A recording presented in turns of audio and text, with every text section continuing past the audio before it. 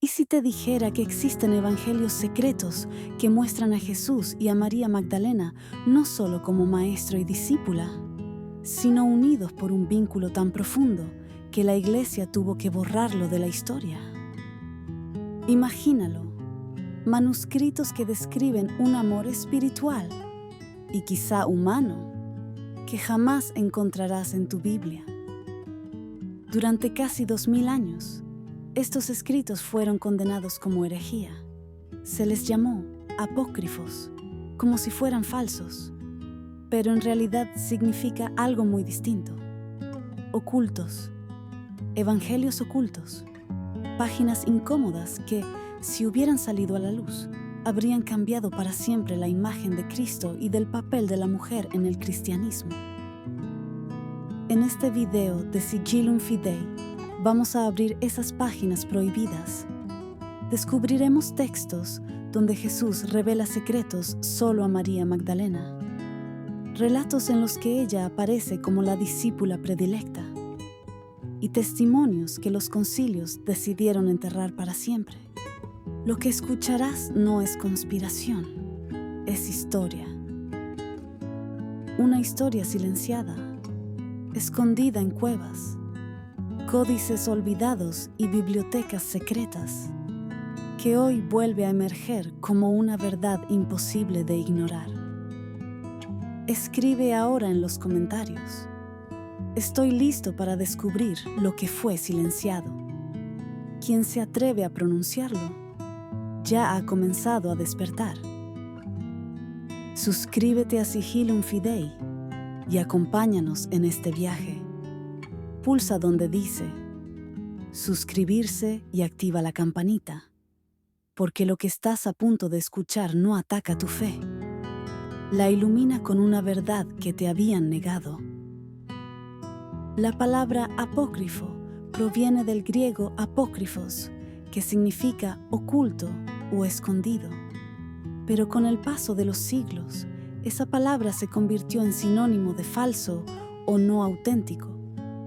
Sin embargo, en su origen, los evangelios apócrifos no eran textos heréticos, sino simplemente escritos que no fueron incluidos en el canon oficial de la Biblia.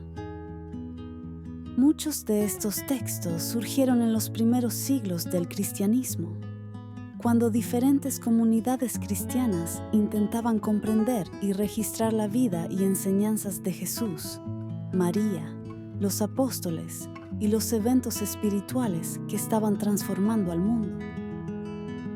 Algunos fueron escritos en griego, otros en copto, arameo o latín.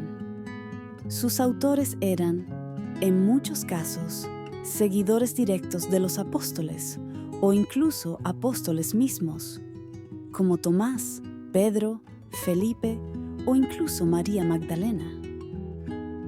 Pero, ¿por qué quedaron fuera del Nuevo Testamento? La respuesta no es sencilla. En los primeros siglos no existía una Biblia como la conocemos hoy.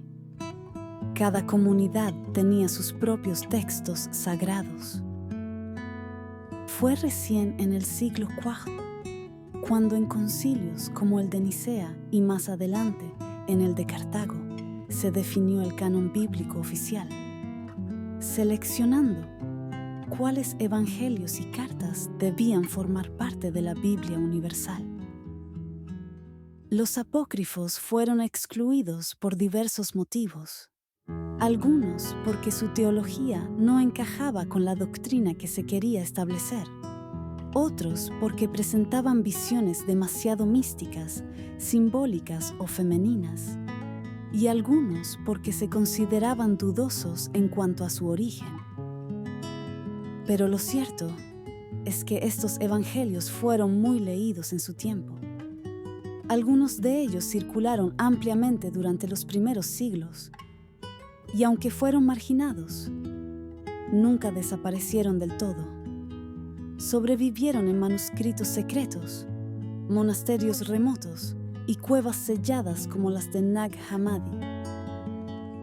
Lo que hoy llamamos evangelios apócrifos son, en realidad, testimonios antiguos de fe, fragmentos de una espiritualidad cristiana rica, profunda y en muchos casos inesperada. El proceso de conformación del canon bíblico fue largo y complejo. No se trató simplemente de elegir los textos más verdaderos, sino también los más útiles para la unidad y el poder de la Iglesia naciente. En un tiempo donde la fe cristiana comenzaba a estructurarse y a institucionalizarse, no todos los textos eran bienvenidos. Muchos evangelios apócrifos ofrecían versiones de la vida de Jesús que no coincidían con la imagen que se quería establecer. Algunos lo mostraban como un sabio misterioso, más cercano a los místicos de Oriente. Otros hablaban de una relación mucho más estrecha con María Magdalena, o revelaban enseñanzas que parecían dirigidas solo a una élite espiritual. La Iglesia, en su esfuerzo por construir una doctrina sólida y uniforme, decidió dejar fuera todo aquello que pudiera prestarse a interpretaciones peligrosas o alternativas. Así, los evangelios de Tomás, Felipe, María Magdalena, Judas, entre otros, fueron condenados al olvido. Pero el veto no solo fue teológico, también fue político. La Iglesia necesitaba controlar el mensaje, y estos textos presentaban visiones del cristianismo que ponían en entredicho la jerarquía, la autoridad sacerdotal y el rol de la mujer en la comunidad cristiana. Algunas teorías sostienen que estos textos fueron suprimidos deliberadamente porque revelaban secretos ocultos sobre la vida de Jesús y sus verdaderas enseñanzas. Otras, más moderadas, afirman que simplemente no cumplían con los criterios de universalidad y ortodoxia que los concilios exigían. En cualquier caso, el resultado fue el mismo. Una parte de la historia del cristianismo fue silenciada, pero hoy, gracias a los descubrimientos arqueológicos y a la apertura del pensamiento, podemos volver a leerlos, interpretarlos y descubrir la riqueza espiritual que contienen. Uno de los aspectos más fascinantes de los evangelios apócrifos es que llenan los vacíos que los evangelios canónicos dejan sobre la vida de Jesús, especialmente su infancia, su adolescencia y lo que ocurrió después de su resurrección. El Evangelio de la infancia según Tomás, por ejemplo, describe a un Jesús niño que tiene poderes extraordinarios. Moldea pájaros de barro y les da vida, resucita a niños muertos e incluso corrige con severidad a quienes lo ofenden. Son relatos que pueden parecer extraños, incluso inquietantes, pero que reflejan la percepción de una divinidad encarnada desde la cuna, una especie de pequeño Mesías, consciente de su poder. Estos relatos, aunque no reconocidos oficialmente, revelan una dimensión más humana y misteriosa de Jesús. Muestran que desde niño era distinto, que su divinidad no comenzó con su bautismo, sino desde su nacimiento, o incluso antes. Otros textos, como el Evangelio de Pedro, narran la resurrección de Jesús con detalles espectaculares. Una cruz que habla, 2 ángeles que descienden del cielo y un Jesús resplandeciente que emerge del sepulcro con poder celestial. Estas imágenes no están en los evangelios canónicos, pero reflejan la fuerza mística con la que los primeros cristianos vivieron ese evento. Más aún, hay textos que describen enseñanzas de Jesús después de su resurrección, reveladas solo a ciertos discípulos. En el Evangelio de Tomás, por ejemplo, se habla de una sabiduría secreta que no es para todos, sino para quienes estén despiertos espiritualmente. Estos relatos no buscan reemplazar a los evangelios tradicionales, sino complementarlos desde una mirada más profunda, simbólica y esotérica. Podrían ser fragmentos de verdades más grandes, destinadas a quienes se atreven a mirar más allá. En los evangelios apócrifos, María no es solo la madre de Jesús. Es una figura central, mística, iluminada y en algunos casos incluso visionaria. Su papel no se limita al nacimiento de Cristo, sino que se expande a dimensiones espirituales más profundas que rara vez aparecen en los textos oficiales. Uno de los escritos más representativos es el Protoevangelio de Santiago, también conocido como el Evangelio de la Natividad de María. Este texto, escrito alrededor del siglo II, narra la historia del nacimiento y la infancia de María, su presentación en el templo y el momento en que es escogida por Dios para ser la madre del Salvador. Aquí vemos a una María pura desde el nacimiento, consagrada desde pequeña, visitada por ángeles y reconocida como la nueva Eva, que traería redención donde hubo caída. Otro texto importante es el Evangelio de María Magdalena, donde María aparece no como una pecadora arrepentida, sino como la discípula más cercana a Jesús, aquella que comprendía sus enseñanzas a un nivel espiritual más elevado que los propios apóstoles.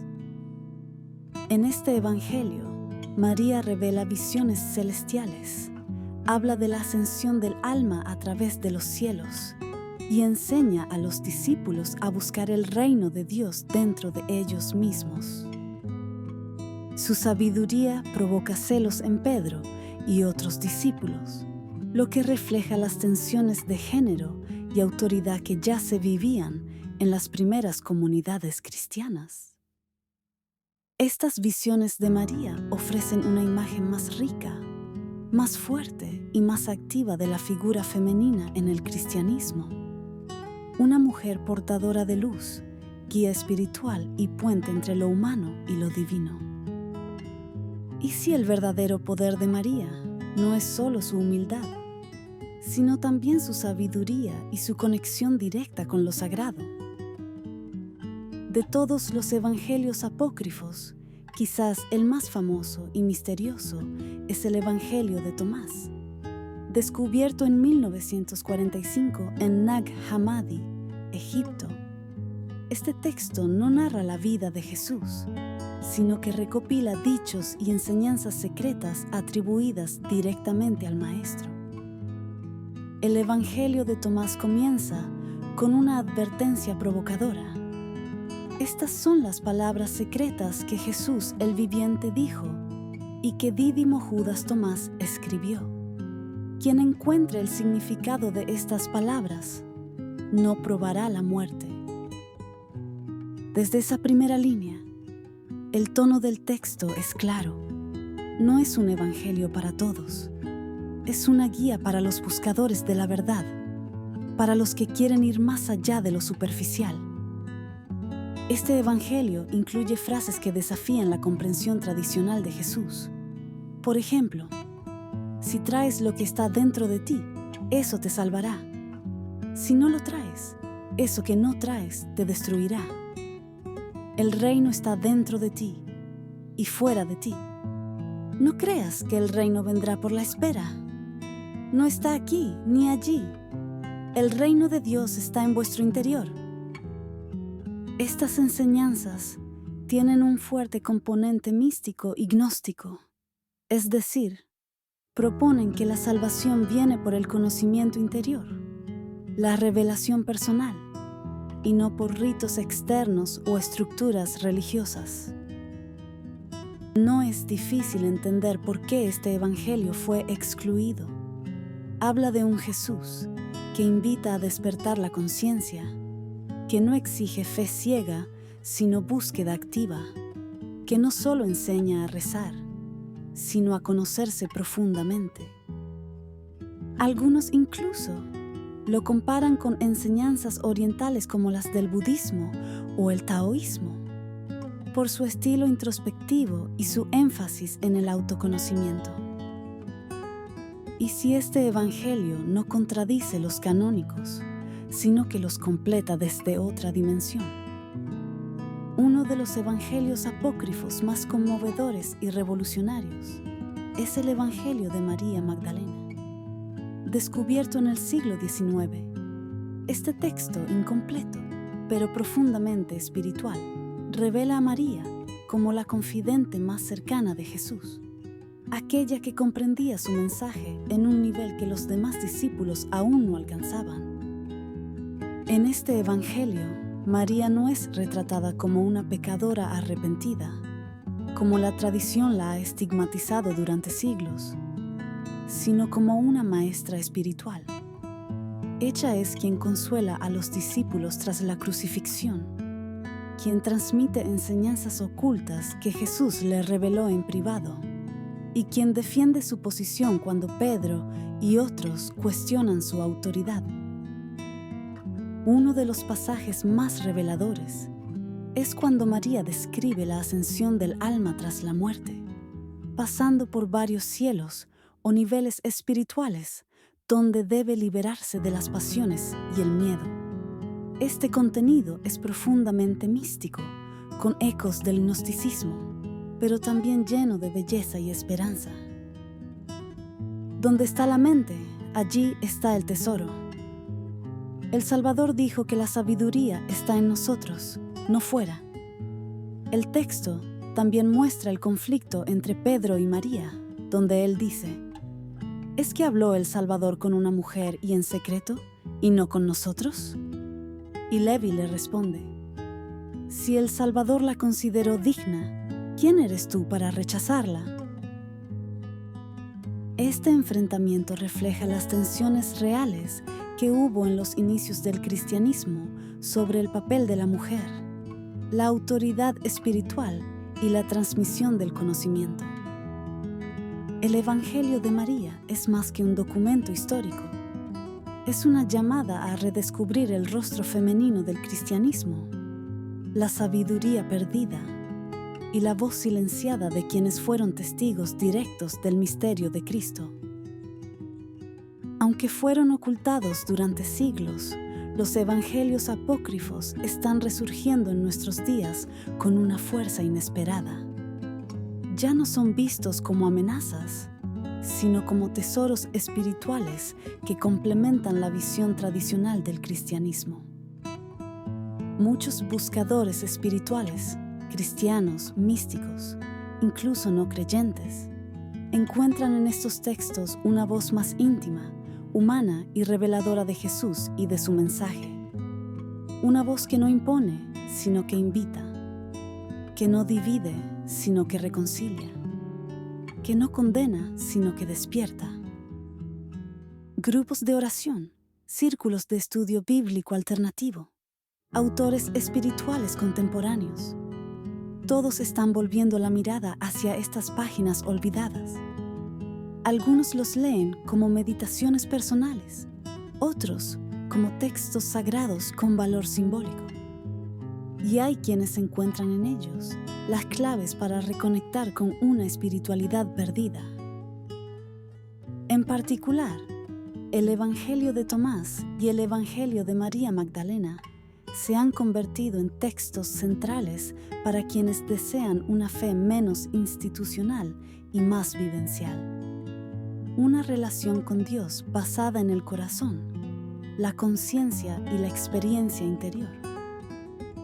Incluso teólogos y sacerdotes, en la actualidad, reconocen que estos textos, aunque no forman parte del canon, pueden enriquecer la fe, generar preguntas profundas y acercar a muchas personas a Cristo desde un lugar más íntimo y honesto. La espiritualidad moderna no teme mirar más allá, y estos textos ofrecen una oportunidad única, la de reencontrarnos con una visión más amplia, más luminosa y más humana del mensaje de Jesús. Una de las preguntas más comunes es: ¿Está mal leer los evangelios apócrifos? ¿Acaso no fueron prohibidos por la Iglesia? ¿No pueden confundir la fe? La respuesta oficial es más matizada de lo que se cree. La Iglesia Católica no prohíbe la lectura de los evangelios apócrifos, pero recomienda discernimiento. Los considera textos históricos, interesantes para el estudio, pero no inspirados por el Espíritu Santo como las escrituras canónicas. El Catecismo de la Iglesia no menciona los apócrifos directamente, pero sí recuerda que toda lectura espiritual debe estar orientada por la fe, la oración y el sentido común. En otras palabras, no está mal leerlos, pero no deben sustituir a los evangelios canónicos. Muchos teólogos, sin embargo, reconocen su valor como testimonios del cristianismo primitivo.